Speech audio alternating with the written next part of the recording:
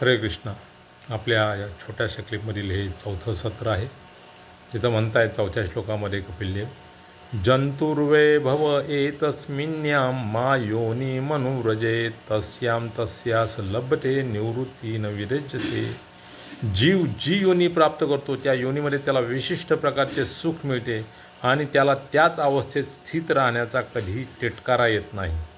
तात्पर्यामध्ये प्रभुपाद सांगतायत, जीवास विशिष्ट प्रकारच्या देहामध्ये अगदी अत्यंत निंद्य शरीरातही प्राप्त होणाऱ्या सुखालाच माया असे म्हणतात.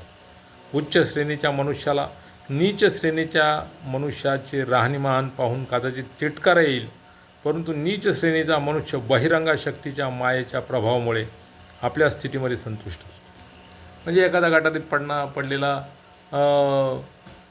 दारुडा आहे, तर त्याला गटारीत पडला आहे तरी त्याला तो सुखामध्ये, त्याला वाटते आपण सुखामध्ये आहोत आणि भ्रमामुळं हे त्याची स्थिती असते. तर हे का? तर बहिरंगा शक्तीचा मायेचा प्रभाव. इथं प्रभुपाद सांगतात, माया 2 प्रकारे कार्यरत असते. एक म्हणजे प्रक्षेपात्मिका आणि दुसरे म्हणजे आवरणात्मिका. आवरणात्मिका म्हणजे त्याच्या चेतनेवर आवरण घातलं जातं आणि प्रक्षेपणात्मिका म्हणजे त्याला खाली ओढलं जातं, त्याच्या उच्च स्थितीमधून त्याला खाली ओढलं जातं. माया अशा पद्धतीने कार्य करते. तर या ठिकाणी प्रभुपाद सांगतायत,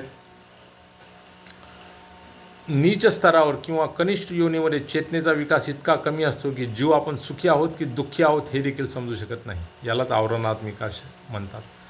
म्हणजे ज्याची चेतना प्रगत नाही आहे तर त्याला सुखी आहोत की दुःखी आहोत याचं काय जाणीव नसते.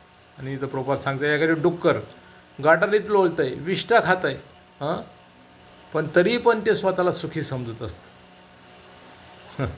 हा चेतनेच्या विकासावर आहे. आणि चेतना जी आहे ही तो जीवात्मा जशी इच्छा करतो त्या पद्धतीने त्याला तसं शरीर माया प्रदान करत असते, भौतिक प्रकृती प्रदान करत असते आणि मायेच्या प्रभावामध्ये तो सगळ्याच गोष्टीला सुख समजत असतो.